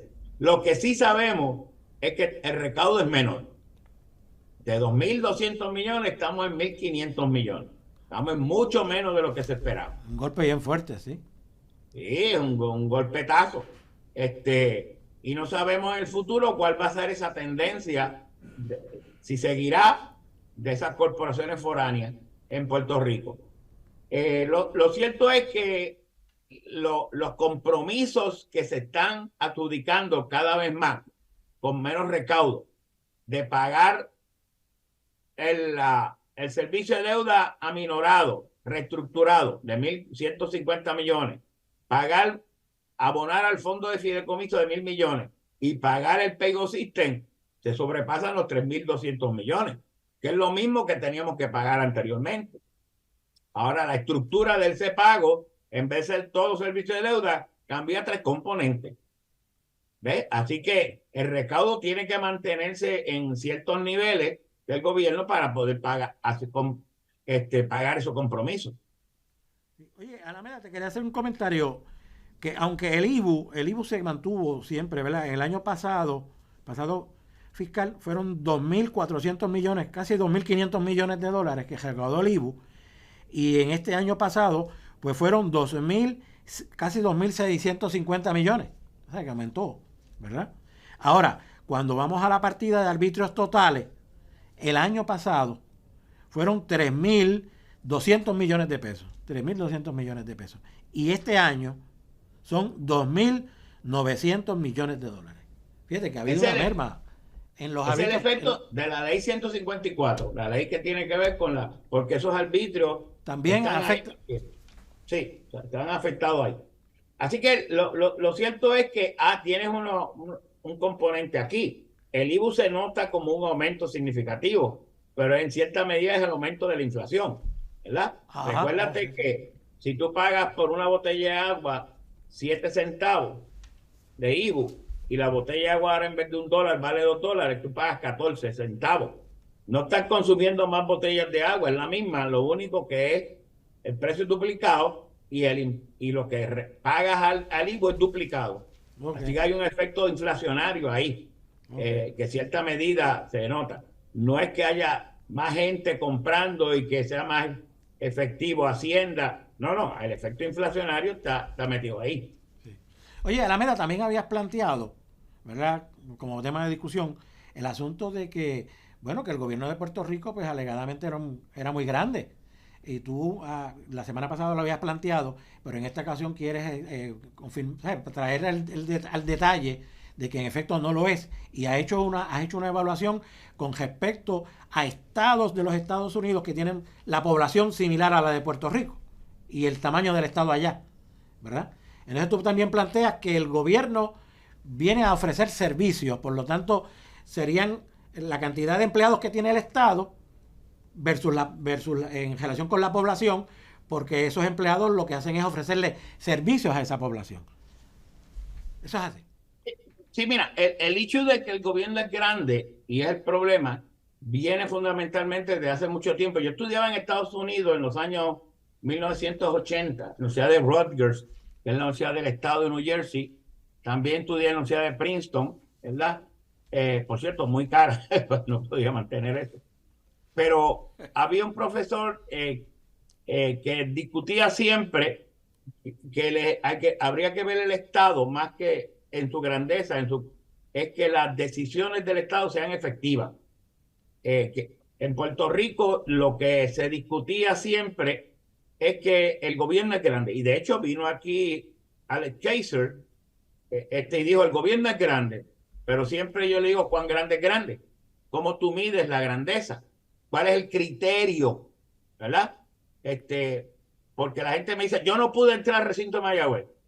Dice, ¿por qué? Déjame ver tu examen de entrada. El promedio. Ah, bueno, no entraste porque a ingeniería no podía entrar porque requiere tantos puntos y tú tenías por debajo. No es un discrimen hacia ti. ¿Ves? Siempre hay que ver unos criterios, unos parámetros que miden cosas. Entonces, es igual cuando yo le adjudico la nota a un estudiante. Dice de 100 a 90, de 90 a 80, pues él sacó 85, pues B. No puede pretender A, porque 85 es B, no A. Entonces, ahí es que yo siempre me baso en los estudios. Bueno, entonces la pregunta es, vamos a ver si podemos presentar esto, share screen. Ajá. Sí. Ok. Ok. Bueno. Déjame mover aquí unas cosas para poderlo.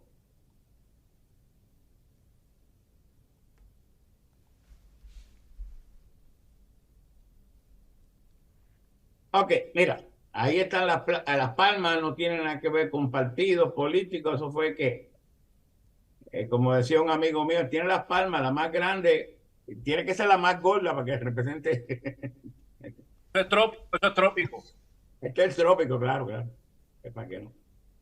Entonces, mira, en primer lugar, la visión clasista, ¿cuál grande es el gobierno? Esa era fundamentalmente la visión de Donald Trump, que el gobierno es grande y la filosofía republicana decía, pues hay que reducir el gobierno porque estamos pagando muchas contribuciones. Si reducimos el gobierno, pagamos menos contribuciones. Pero yo lo que he visto es lo siguiente, ¿verdad? La pregunta es ¿cuán grande es grande? Lo que yo la grandeza aquí no puede ser medida a base del tamaño y tiene que ver de la eficiencia. Y eso es lo que yo creo que se debe ver. Pero en términos de medir el tamaño, aquí hay un estudio que yo siempre cito que se llama Do Public Finance System Matter for Growth? De Aristómenes Baroudakis, obviamente debe ser griego, y otros más. Y aduce y cito que en el overall de la literatura asociada al tamaño del gobierno, el desarrollo económico, el crecimiento, no es conclusiva. El hecho de que a bigger size of the government would not necessarily exert, ¿verdad? No refleja un efecto negativo en la eficiencia o en el crecimiento. Porque tú puedes tener un gobierno grande en términos del número de empleados, digamos, ¿verdad? Si lo quieres medir así. Y ser grande y malo. Y también puede ser uno chiquito que sea pequeño y malo igualmente. Pues entonces, cuando medimos aquí por el Producto Bruto de Puerto Rico, fíjate este por ciento. El gobierno total, que es central y municipio, representaba aproximadamente un 12%, 11.9% en el 2013. Hoy en el 2022 representa un 6.6%. Quiere decir que de 12 ha bajado 6.6. El gobierno central de un 10, 9.7, ya está por la mitad, 4.9. Y los gobiernos municipales representaban 2.3% del Producto Nacional y hoy representan 1.7%. Tanto el gobierno central como los municipios en términos de producto ha bajado. Igualmente, en términos del Producto Interno Bruto, es la misma historia. No vamos a seguir aquí. En la inversión de capital fijo, aquí tenemos una diferencia. En la construcción, la inversión de capital fijo significa nueva construcción y maquinaria y equipo. Bueno, en la nueva construcción aquí hay un elemento bien importante, que desde el 2013-12 en adelante se reducía la participación del gobierno, ¿verdad? El gobierno, si miras a ver, el sector público implicó 2.600 millones en el 2001, llegó a estar casi 3.000 millones, que representaba un 25-26% del total, pero luego baja significativamente hasta el 2017 a 1.000 millones para un 12%. Pero después, ¿qué pasó en el 2017? María e Irma, ¿verdad? Y ahí entonces viene una gran erogación de fondos donde el gobierno, el sector público, implicó en el 2018 casi 6.000 millones en obras de construcción. Construcción pública, 5.600 y maquinaria y equipo, 180. Fíjate que maquinaria y equipo es mucho menor, es aproximadamente 1%, porque el gobierno obviamente no invierte mucho en maquinaria y equipo. Ahora, es importante esto. Mi experiencia con los municipios es que los municipios no tienen brigadas para construir. Ellos subcontratan empresas privadas. Entonces yo lo que creo es, tengo la sospecha de que esto que está aquí del gobierno central tampoco tiene brigadas ni las agencias de gobierno, eso me va a decir Carlos, para construir. Ellos subcontratan. Y 5.000 millones es por el efecto de María, ¿no? Después de las erogaciones, los seguros que pagaron. Y tuve un gran brinco en la construcción del gobierno, pero posiblemente sea su contratación. Pero se reconoce como si fuera del gobierno. Aquí sí podemos decir que el gobierno representa actualmente como una peseta, ¿verdad? Del total, 28 y puede decir hasta un 40%, como fue en el 2018. Pero no podemos decir que este 2018 es la tendencia general. La tendencia, si se miran ahí, es una peseta. Un 25, 26, 27, 28% de construcción y maquinaria y equipo que representa el gobierno, que es gobierno central, corporaciones públicas y municipios.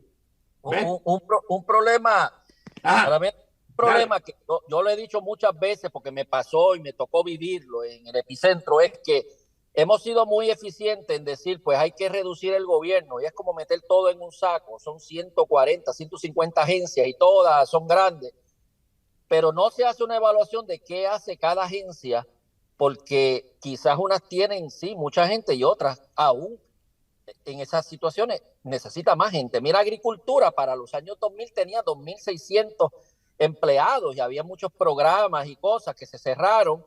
Hoy día el Departamento de Agricultura tiene menos de 500 personas. ¿Y qué hemos hecho? Bueno, antes había 1 o 2 agrónomos por región para atender a los agricultores y ir a certificarle las prácticas y los incentivos y todo. Hoy día tenemos un agrónomo para 3 municipios. Entonces, ¿qué hicimos? Pues bajamos el gobierno, pero ¿dónde está la eficiencia? Llevamos 2 meses, los agricultores no reciben las ayudas. Bueno, pero ¿cuándo ese cristiano va a poder ir a ver a 600, 700 agricultores en cada municipio? Si antes era 1 o 2 por municipio y ahora tenemos un agrónomo por 3 municipios, ¿ves? Y así pasa en servicios sociales y en otros sitios todavía más críticos. De que el análisis como que fue, mete todo en un saco y hay que bajar la población de gasto gubernamental, pero no se midió la eficiencia. La eficiencia fue lo que no se midió, ¿ves?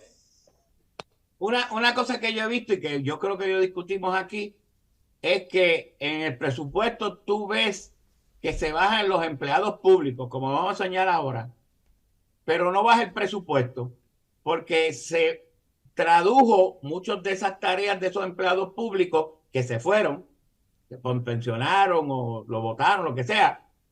Ahora se fue a la empresa privada. Entonces, el presupuesto, si tenía 100 millones para gastar en salario, estos 100 millones ahora se van para contratar la empresa privada. Entonces, tú ves que el gobierno, en términos del empleado, es menor, pero en términos del presupuesto sigue más o menos igual. Entonces, el problema del análisis aquí es, ¿cuál fue el problema?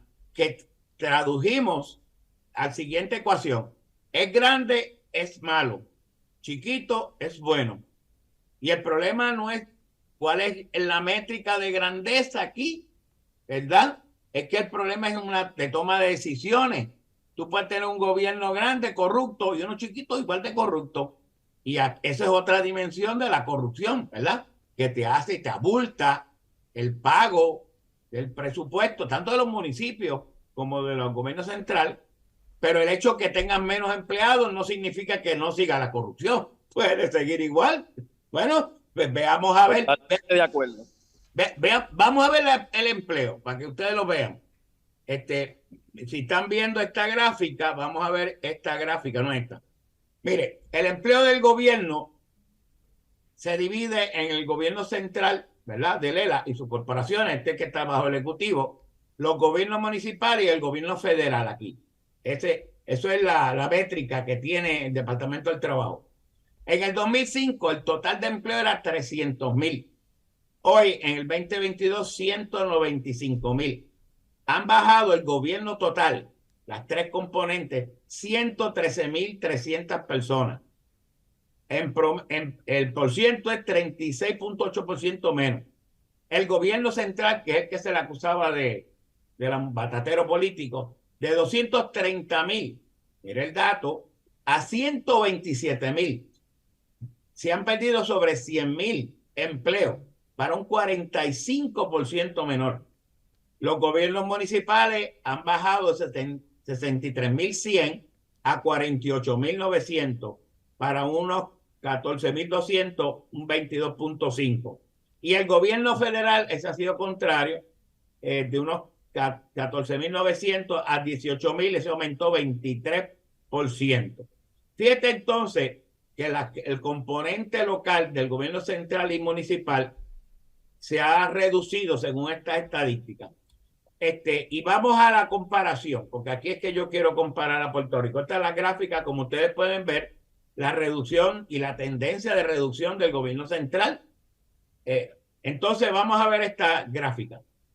Esta gráfica es la comparación de Puerto Rico, el empleo del gobierno relativo a la población. Y esta última columna es el empleado de gobierno por cada 1,000 personas. ¿Por qué lo tengo que hacer así? Por dos cosas. Uno, para hacer homogénea el análisis, ¿verdad? Empleados de gobierno por cada 1,000 personas.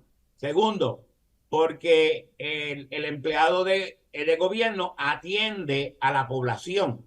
Los servicios que da el gobierno es a la población. Por lo tanto, aquí está la base. Fíjate que la limitación de este dato es que es el número, no la eficiencia, ¿verdad? Posiblemente el problema aquí era un problema de supervisión. El problema es que si veíamos que la gente decía que yo voy al gobierno y veo a la secretaria limándose las uñas, yo nunca vi una secretaria limándose las uñas, yo las vi todas todo el tiempo trabajando. Puede haber algunos que otros que no, pero pues es un problema de supervisión. Pues ponla a trabajar, ¿ves? Entonces, pues ahí es que está. Pero vamos a ver los datos. En términos del empleo por gobierno, por cada 1,000 personas, el Distrito de Columbia tiene 362 personas por cada 1,000 empleados. Obviamente, el Distrito de Columbia es la capital de Estados Unidos. Pero segundo me queda Islas Vírgenes, ¿ves? Que aunque tiene 11,500 empleados, tiene 87,000 personas y te da 132. Tercer punto, Wyoming, 112, Alaska, 99, North Dakota, Oklahoma. Y Alaska y North Dakota es porque tiene unos recursos naturales y hay una serie de agencias de wildlife, una indoor de allí, que velan por esos recursos naturales. Pues eso es encomiable, eso es parte de la jugada. Y entonces tenemos aquí el ranking, estos son los primeros 25, lo tuve que hacer así. Y ahora vamos, y esta data es bien reciente, la data es de junio del 2023 y esta de la población es del 2023. O sea que todos los datos que estoy mirando, ocultando, son nuevos. Vamos aquí y Puerto Rico ocupa la posición número 43 de 53. Fíjate que entonces Puerto Rico tiene 60 empleados de gobierno por cada 1,000 personas. Actualmente los datos dicen que 192,000 personas, 200,000, digamos, entre 3.2 millones nos da 60 empleados públicos por cada persona. Ojo, aquí no está aparentemente los empleados de las corporaciones públicas, porque genera un grave problema, porque en Estados Unidos, por ejemplo, la energía, hay algunos estados que la energía y las corporaciones pertenecen al estado, otros son cooperativas como en Hawái, otros son empresas privadas. En Puerto Rico ahora, estos empleados que tiene Luma y tiene Genera, o son privados o son públicos. ¿Cómo los clasificamos? ¿Ves? Así que, como no estaba, pero lo que es importante aquí es tener este empleado del gobierno, que es el grueso. Aquí está el gobierno federal, los gobiernos estatales y los gobiernos municipales. Esas tres categorías. Ahí está el grueso prácticamente de todo ese empleado público. Así que si lo miras a ver, Puerto Rico no tiene una gran cantidad. Ahora vamos a ver la comparación. Vamos a coger los estados que tienen población similar a Puerto Rico. Nevada, Connecticut, Arkansas, Utah y Iowa. 3.2, 3.6 Connecticut, quizás el más grande. Tiene 213,800 empleados Connecticut a 3.6 y tiene 59, casi el mismo número que Puerto Rico, por cada 1,000 personas. Arkansas, teniendo menos población, casi 200,000 personas menos que Puerto Rico, tiene un poquito más de empleados públicos del gobierno que lo que tiene Puerto Rico. En promedio, nos da que aproximadamente la métrica es 64. Vamos a pasar a la próxima gráfica. Aquí yo dije, bueno, vamos a sacar a Puerto Rico porque a lo mejor Puerto Rico puede generar alguna distorsión. Y solamente estos 5 estados. Pues nada, el promedio se queda más o menos igual, 64. La mediana cambia un poquito, pero más o menos se queda igual. Esta es la desviación estándar, que es cuánto se desvía el promedio. Así que la desviación estándar de 10 sería 64 más 10, que serían 74, y 64 menos 10, que serían 54. Así que 54 y 74, ¿ves? Se mueve esta métrica. Estos estados, podemos decir que estos estados tienen aproximadamente entre 52 a 76 empleados de gobierno por cada 1,000 empleados. Entre 52 a 76. Y Puerto Rico tiene 60. Así que Puerto Rico está en el range de una virtual sensación que nos lleva a concluir que a base de esta métrica, el gobierno de Puerto Rico no es exageradamente grande. Es aproximadamente, si estamos, repito, el criterio de evaluar con los estados que tienen población similar a Puerto Rico, Nevada, Connecticut, Arkansas, Utah, Iowa, Puerto Rico tiene aproximadamente una misma cantidad igual que lo que tiene estos 5 estados de la Nación Americana. 5 estados que utilizamos como criterio, como métrica para poder llegar a conclusiones, sin decir que el gobierno es grande o es pequeño. Decirlo como loco, decir que es grande, está mal. Si no va a la métrica, decir que es pequeño, sin métrica, también estoy mal. Tengo que tener una métrica y puede utilizar cualquier analista otra métrica. O a lo mejor le gusta la inversión, a lo mejor el Producto Interno Bruto. Pues está bien, ya yo lo sé. El espacio que ocupa el sector privado en esos estados. Pues el sector privado... ¿Perdona? Que una métrica sería el sector privado que ocupa... ¿qué sector, qué cantidad de espacio ocupa el sector privado en las economías de esos estados? Sí, se podría que tienen la misma población de Puerto Rico. Se podría mirar en ese sentido, pero aquí el issue no era el sector privado, acuérdate, era el sector de gobierno, que el planteamiento era que era grande. Y yo no sé qué significa grande o qué significa pequeño, qué significa el mejor. Es que tiene que tener métrica, como le estaba diciendo.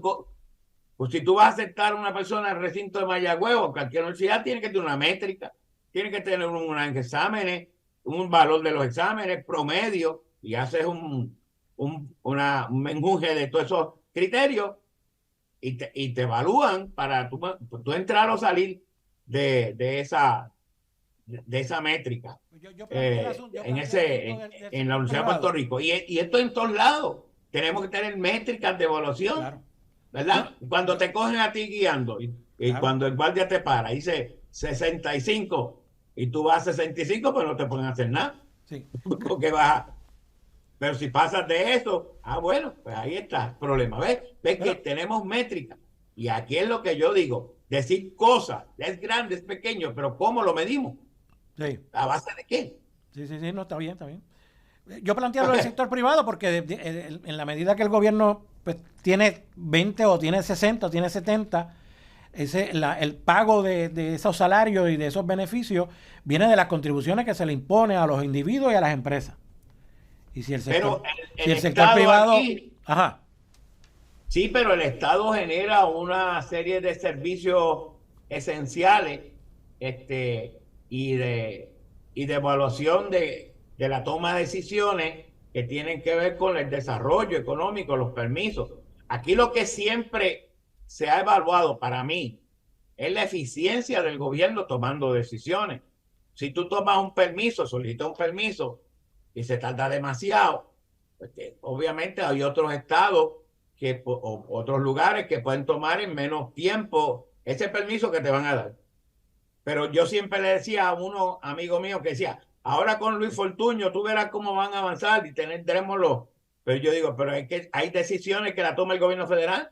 Wildlife es una agencia que se mete en Puerto Rico, el cuerpo de ingenieros. Tú vas a construir la costa. Muy bien, chévere. Y Wildlife, ¿qué le vas a decir? ¿Y qué le vas a decir al cuerpo de ingenieros? Ellos toman decisiones también. Sí. Y eso son parte también de la toma de decisiones del gobierno, el gobierno federal. Sí, bueno, la conclusión tuya es que en comparación con estados que tienen la misma población de Puerto Rico no tiene un gobierno tan grande como la gente alega. Exactamente. Esto es la conclusión que llevo con los datos aquí. Okay. Claro.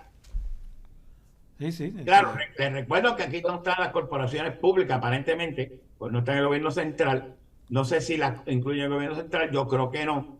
Pero si las incluyera, el problema aquí se hace un poquito más escabroso, porque hay estados que tienen corporaciones públicas, las empresas de agua, las empresas de luz, y hay otros que no, y hay otros que son cooperativas. En Puerto Rico ahora mismo no sabemos si estos empleados de Luma y de Genera son públicos o son privados. Okay. ¿Ves? Entonces hay un problema aquí de métrica, pero a base de esta métrica pues son los datos que se presentan y esta es la información que puedo inteligentemente brindar a ustedes. Sí. Bueno, muy interesante Alameda. Lamentablemente tenemos que terminar ahora, ¿verdad? Pero muy bien, se planteó la tesis y lo ha aprobado con los números, ¿verdad? En estados que tienen la misma población de Puerto Rico, pues Puerto Rico no tiene un estado tan grande como se alega, porque hay otros estados que tienen una población. Ajá. Y recordemos que está el gobierno federal también. Sí. Habría que quizá, lo que pasa es que el dato que conseguí, yo tengo el dato del gobierno federal aquí, pero no tengo el dato del gobierno federal de los estados, ¿verdad? Que puede ser grande o pequeño, pero sea como sea, esto es uno para iniciar una discusión, pero lo que no me gusta siempre es que tiren cosas.